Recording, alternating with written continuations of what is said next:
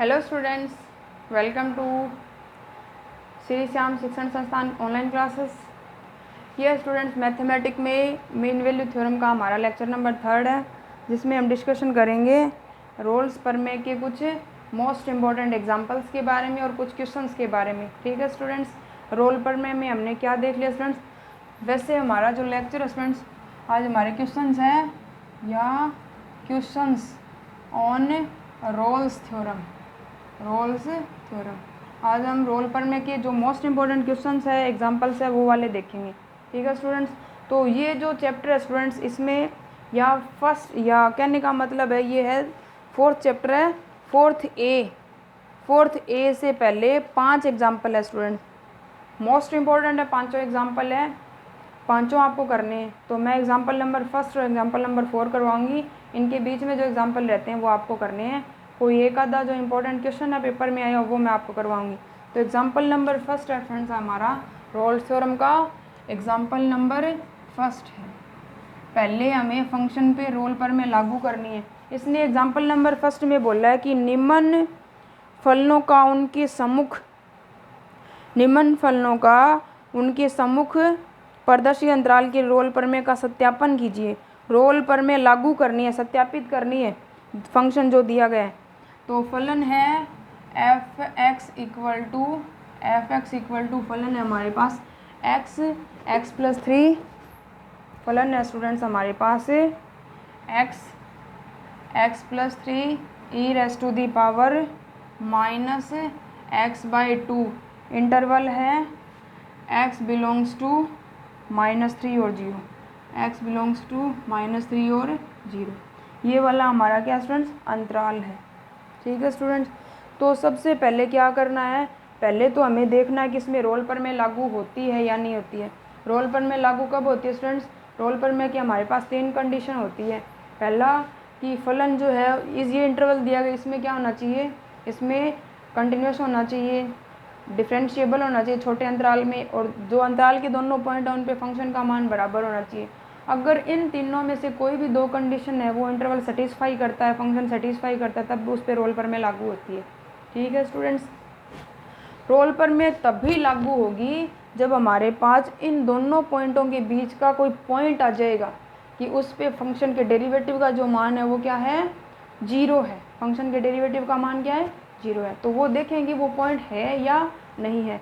तो ये जो क्वेश्चन मैं करूँगी इस क्वेश्चन के आधार पर या इस एग्जाम्पल के आधार पर, इसके 5 एग्जाम्पल है, 4th है वो इम्पोर्टेंट है, थोड़ा सा अलग है, वो मैं आपको करवा दूँगी।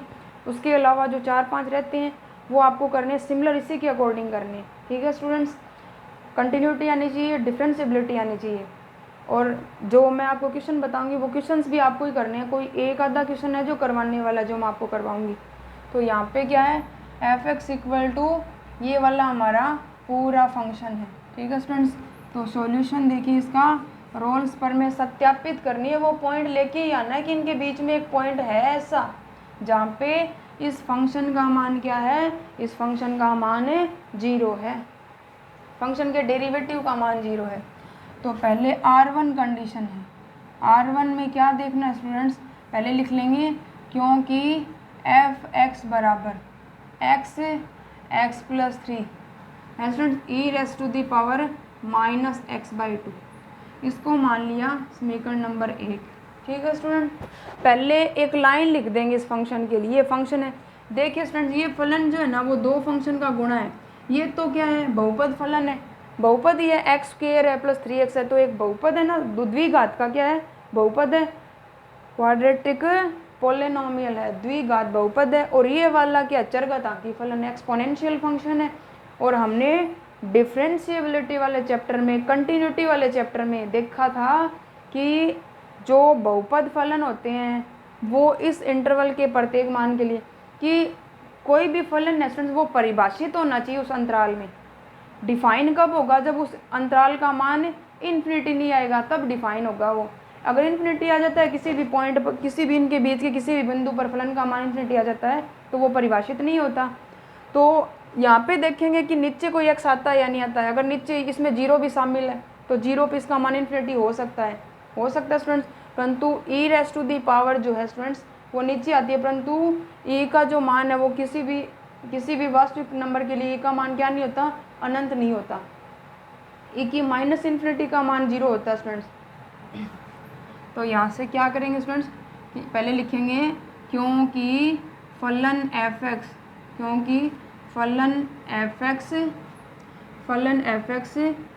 दो फलनों बहुपद फलन तथा दो फलनों बहुपद फलन तथा चरघातांकी फलन का गुणनफल है स्टूडेंट्स। गुणा दो फलनों का गुणनफल है जो x बिलोंग्स टू -3 और 0 में परिभाषित है कि इस इंटरवल या इस इंटरवल के प्रत्येक पॉइंट पर इस फलन का मान आता है कि इन्फिनिटी नहीं आता इसका मान, ये परिभाषित है। जो क्या स्टूडेंट्स, जो x बिलोंग्स टू -3 और 0 में परिसीमित और परिभाषित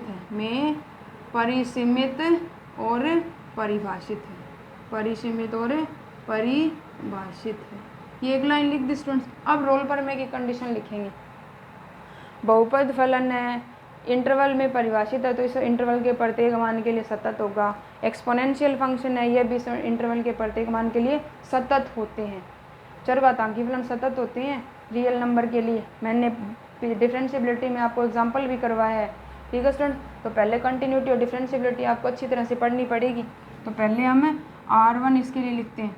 R1 लिखेंगे तो क्या आएगा स्टूडेंट्स, R1 में हम लिखते हैं एफ एक्स बिलोंग्स टू या एफ एक्स बराबर X plus 3 e⁻⁻x/2 x belongs to -3 0 के प्रत्येक मान के लिए सतत होता है। पहली कंडीशन लिख दे स्टूडेंट। सेकंड कंडीशन लिखेंगे R2 में क्या है, इसका डेरिवेटिव कर लेंगे क्योंकि R2 में क्या अवकलज एग्जिस्ट होता है तो इसका हम डेरिवेटिव कर लेंगे। और डेरिवेटिव किससे होगा, u इंटू वी से। इसका डेरिवेटिव करेंगे स्टूडेंट्स तो वह क्या आएगा हमारे पास, पहले इसका मल्टीप्लिकेशन, क्योंकि पहले इसका डेरिवेटिव एफ एक्स बराबर हमारे पास एक्स प्लस 3 e⁻⁻x/2। डेरिवेटिव करेंगे तो आएगा x² प्लस का 3x, ये वाला आ गया, इंटू e⁻⁻x/2। अब इसका डेरिवेटिव कर लेंगे एफ डैश एक्स करेंगे। पहले का अवकलन दूसरे को एज इट इज़ रख लेंगे तो पहले का करेंगे 2x प्लस 3 आ जाएगा, पहला आ जाएगा स्टूडेंट्स, ये आ जाएगा। इसका 2x की रिस्पेक्ट करना है, 2x आ गया प्लस का 3 आ गया और e⁻⁻x/2 एज इट इज़। अब e⁻⁻x/2 का करेंगे स्टूडेंट्स तो वो क्या आएगा, e की पावर x ही होता है और -x/2 का करना है तो -1/2 आ जाएगा, तो ये आ जाएगा। अब इसको एज इट इज़ रखेंगे x² प्लस 3x आ जाएगा स्टूडेंट्स, ये वाला एज इट इज़। इसका डेरिवेटिव करेंगे, ये आएगा -1/2 इंटू e⁻⁻x/2, क्योंकि e की पावर x का e की पावर x होता है, -x/2 का करेंगे -1/2, तो e⁻⁻x/2 बाहर कॉमन आ गया हमारे पास और यहाँ पे जो टर्म है वो आ गई, ये माइनस का साइन इधर आ जाएगा, इधर भी e⁻⁻x/2 है, इधर भी ये बाहर ले लिया हमने, तो इधर 2x प्लस 3 -x²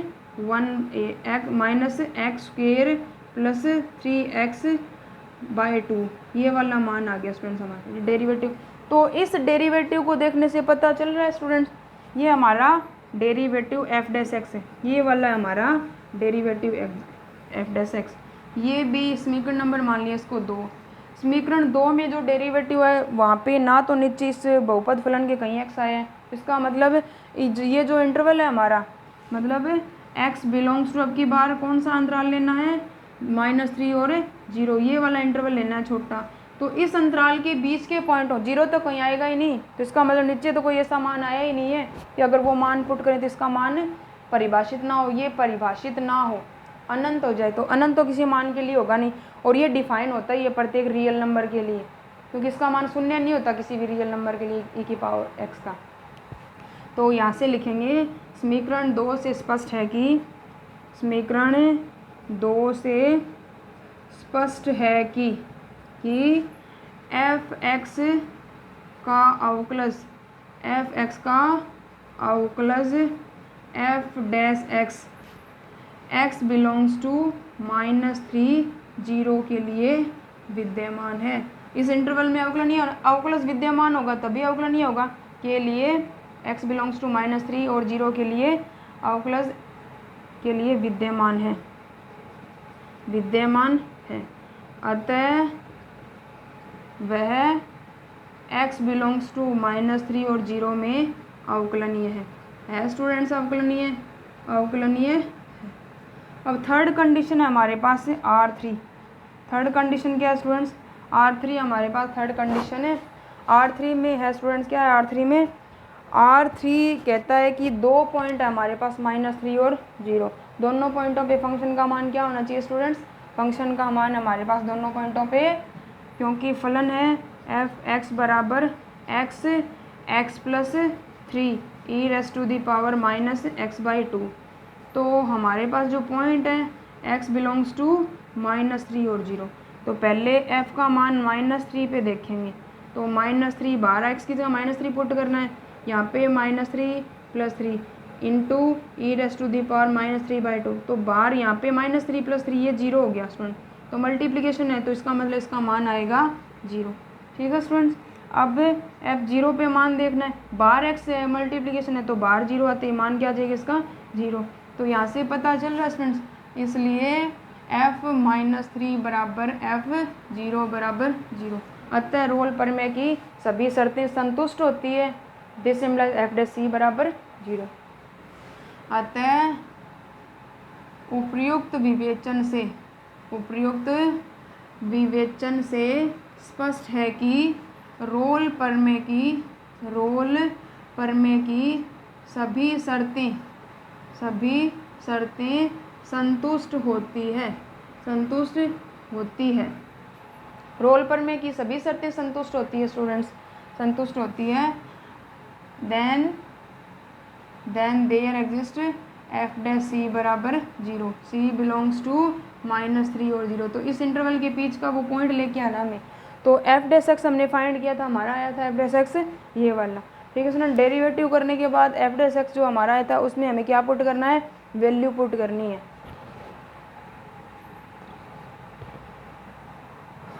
ये वाला स्टूडेंट्स हमारा f'। तो यहाँ पे f' x की जगह c पुट करना इक्वल टू 0 रखना है। तो रख लेते हैं f', क्योंकि f' बराबर 0 f' है ये वाला। तो यहाँ से आ जाएगा f' बराबर e⁻⁻c/2 -c/2। यहाँ पे 2c + 3 आ जाएगा अंदर 2c + 3 2x आया था 2c + 3 -x²। तो माइनस का c² प्लस का 3x इक्वल टू नीचे इसके 2 इक्वल टू हमारे पास 0। ये वाला मान है स्टूडेंट्स। ये कभी 0 होता है, दो फंक्शन का मल्टी। ये not equal to e⁻c/2 not equal to 0 होगा, तो इसका मतलब इसका मान 0 के बराबर होगा। फिर e⁻⁻ प्रत्येक रियल नंबर के लिए 0, किसी भी रियल नंबर के लिए 0 नहीं होता इसका मान। ठीक है स्टूडेंट। तो यहाँ से 2c + 3 -c² प्लस 3x/2। ठीक है स्टूडेंट्स, इक्वल टू 0। सोल्व करें तो ये आएगा 4c + 6 -c² माइनस का कितना आ जाएगा students? -3c equal to 0। Solve कर लेंगे इसको। तो ये है 4c है, ये पॉजिटिव 4c है, ये नेगेटिव 3c है। तो यहाँ से आ जाएगा माइनस का c² प्लस का c बच गया प्लस का 6 इक्वल टू माइनस से multiplication c² plus c² minus c और प्लस का कितना स्टूडेंट्स? -6 आ जाए इक्वल टू 0। ये एक द्विघात समीकरण बन गई स्टूडेंट्स। इस द्विघात समीकरण को क्या करना है स्टूडेंट्स? हमें सोल्व करना है। तो इसके फैक्टर देखने क्या बनेंगे? c² बन जाएगा माइनस का 3c और प्लस का 2c, गुणा करेंगे तो यही आएगा माइनस का 6 इक्वल टू 0। इन दोनों को लेंगे, c बाहर निकाला, c माइनस 3 प्लस 2 बाहर ले लिया इन दोनों में से, ये भी c माइनस 3 इक्वल टू 0। तो यहाँ से c प्लस 2 आ गया एक, into c minus 3 equal to 0। इसको 0 के बराबर, इन दोनों को अलग अलग 0 के बराबर रखें, तो यहाँ से c बराबर एक मान आ गया -2, एक आ गया 3। हमें लेना है इस अंतराल के बीच का पॉइंट, तो इसका मतलब -2 है, वो यहाँ से बिलोंग करता है। तो -2 बिलोंग्स टू c -3 और 0। इसका मतलब ये -2, c का मान कितना आया, -2 आया। अतः रोल्स पर में क्या होती है स्टूडेंट्स, लागू होती है। हमें क्या करना है स्टूडेंट्स, हमें रोल्स पर में लागू करने के लिए पहले तो उसकी तीनों कंडीशन उसके लिए लिखनी है। फिर हमारे पास हमें पता है क्या होता है, एफ डैश सी बराबर 0 होता है, तब हम एफ डैश सी बराबर 0 लिखेंगे और सी का जो मान है वो इन दोनों पॉइंटों के बीच से लेके आएंगे। अब है मोस्ट इंपॉर्टेंट एग्जाम्पल नंबर, इसी के अकॉर्डिंग आपको जितने भी एग्जाम्पल है वो सारे करने हैं। इसके लिए आपको डिफरेंशिएबिलिटी और कंटिन्यूटी आनी चाहिए। अब मोस्ट इंपॉर्टेंट एग्जाम्पल नंबर 4 देखते हैं।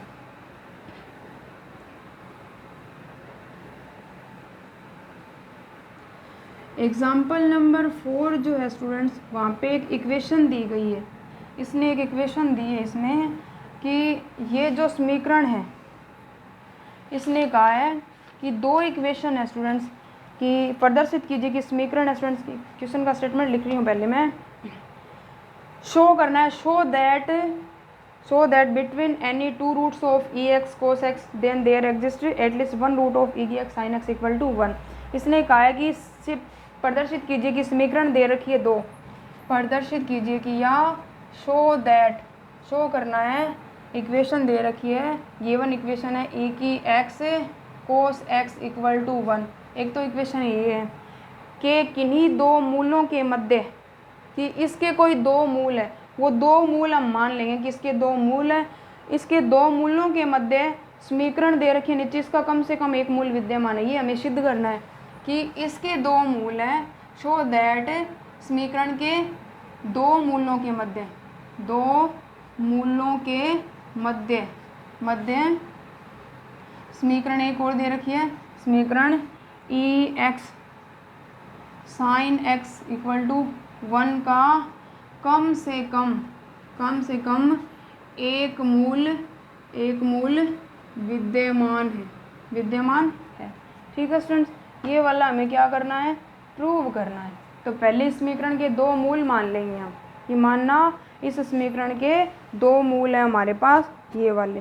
ठीक है स्टूडेंट्स, तो क्या मान लेंगे, प्रूवमेंट देखिए स्टूडेंट्स, इसका मानना समीकरण, जो भी हमारी समीकरण दी, समीकरण e x cos x equal to 1 के दो मूल ए तथा बी है। ठीक है स्टूडेंट्स, ए और बी है दोनों मूल। मूल का मतलब क्या होता है, मूल का मतलब होता है कि ऐसे मान, किसी भी समीकरण के ऐसे मान जो उस समीकरण को संतुष्ट करते हैं, कि उस समीकरण उन दोनों, मतलब मूलों का मतलब होता है कि वो मान अगर हम उस समीकरण में पुट करें तो उनके लिए उसका मान 0 आता है स्टूडेंट्स। तो समीकरण के ए और बी दोनों मूल हैं, तो ये दोनों मान अगर इसमें हम पुट करें, मूल है, देन x इक्वल टू ए रखेंगे, मूल है, इसके समीकरण को संतुष्ट करेंगे, x इक्वल टू ए, तो e raise to the power a cos a equal to 1 लिख सकते हैं स्टूडेंट्स यहाँ से, इक्वेशन नंबर 2। एंड दूसरा पुट करेंगे हम x equal to b put करेंगे, e raise to the power b cos b equal to आ जाएगा 1। ठीक है, इक्वेशन नंबर आ गया हमारे पास 3। ठीक है स्टूडेंट, ये वाला इक्वेशन आ गया। अब इसी समीकरण को यूज करके हमें एक फंक्शन बनाना है, हम एक फलन बना लेते हैं, और उस फलन का जो है वो, ये जो इंटरवल है ए और बी, इस इंटरवल पे हम रोल पर में लगा के देख लेते हैं और ये इसी समीकरण हम बनाएंगे फिर उसके आधार पर। तो पहले हमें फंक्शन बनाना है, तो फलन बनाने के लिए फ्रॉम इक्वेशन फर्स्ट है e x cos x equal to 1, तो e raise to the power नीचे लेके जा सकते हैं स्टूडेंट्स यहाँ से, तो ये आ जाएगा cos x equal to 1 upon E raise to the power X, या इसको लिख सकते हैं, हमें क्या लिख सकते हैं स्टूडेंट्स, इसको लिख सकते हैं cos x equal to E raise to the power minus X लिख सकते हैं students, E raise to the power minus X. तो इसी रूप का फंक्शन मानना कि ये हमारा फलन है, तो यहाँ पे इसको इधर लेके जाएंगे तो फंक्शन मान लिया F X equal to E raise to the power minus X, इधर लेके जाएंगे तो माइनस का कोस एक्स। ठीक है स्टूडेंट्स, मान लिया, माना फलन है ये, माना ये वाला फलन है जो अंतराल, माना जो अंतराल, क्योंकि समीकरण इसी के मूल है, यही फलन हम लेके चले, इसी के मूल है ए बी, अंतराल ए बी में क्या स्टूडेंट्स, ए बी में परिभाषित है स्टूडेंट्स, ए बी में परिभाषित। अब ये फलन है, ये इंटरवल है, इस इंटरवल के इस पे रोल पर में लागू करेंगे तो रोल पर में कि पहले तीनों कंडीशन लिखेंगे इसके लिए।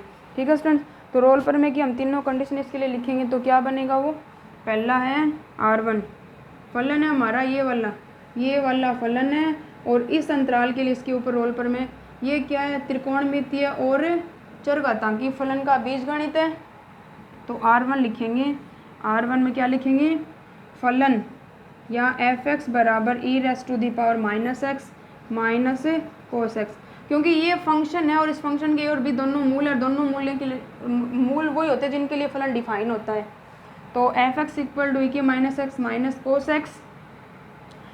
कोस एक्स दो सतत तथा अवकलनीय फलनों का बीजगणित है। तो सीधी सी बात है कि पूरा ही आ गया, दोनों ही कंडीशन आ गई। एफ एक्स दो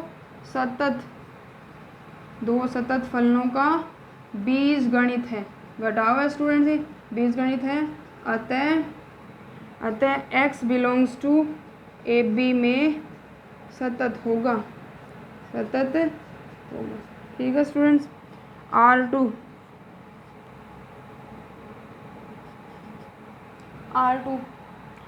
क्या students, F X equal to है हमारे पास, डेरिवेटिव करेंगे स्टूडेंट्स, इसका डेरिवेटिव ई की पावर माइनस एक्स का ई की पावर या माइनस ई की माइनस एक्स हो जाएगा, कोस एक्स का माइनस साइन एक्स होता है तो ये प्लस का साइन एक्स हो जाएगा, ये डेरिवेटिव है। और ये क्या है, एफ एक्स ई की माइनस एक्स है और साइन एक्स, जो क्या स्टूडेंट्स, जो दो अवकलनीय फलनों का बीजगणित है। अतः क्या होगा, अतः क्या स्टूडेंट्स, अतः एफ एक्स बिलोंग्स टू छोटे अंतराल में डिफरेंशिएबल है, अवकलनीय डिफरेंशिएबल है। थर्ड कंडीशन R3 लागू करनी है स्टूडेंट्स। R3 क्या स्टूडेंट्स, हमारे पास R3 है दोनों पॉइंटों पे फंक्शन का मान, तो एफ एक्स है हमारे पास, पहले एफ एक्स लिख लेते हैं, ये वाला है e की power minus x minus cos X, और अंतराल है हमारा x belongs to A B. तो पहले एफ ऑफ ए का मान देखेंगे R3 के लिए, इसलिए एफ ऑफ ए बराबर हमारे पास e raise to the power minus a आ गया, x की जगह माइनस ए पुट करना है, माइनस का कोस ए, ये वाला आ गया।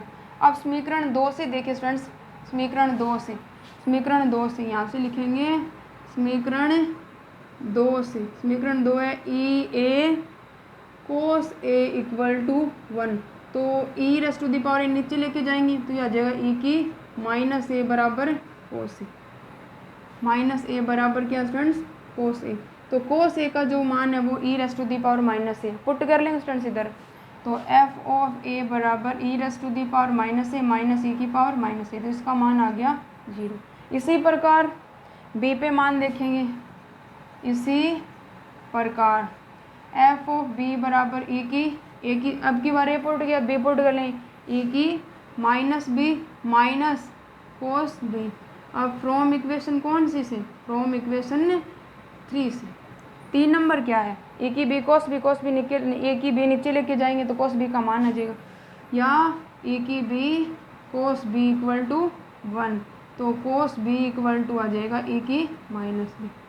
ई raise to the power minus B का मान क्या है, कोस बी रख दो चाहे, या फिर उसकी जगह e raise to the power minus b रखिए, तो एफ बी का मान आ जाएगा e raise to the power minus B, minus का साइन है, कोस बी का मान है ए की माइनस बी, तो इसका मान आ गया फिर 0। इसलिए एफ ऑफ ए बराबर एफ ऑफ बी, मतलब इन दोनों पॉइंटों पे फंक्शन का मान क्या आता है, बराबर आता है, और वो मान कितना है स्टूडेंट्स, बराबर आया 0।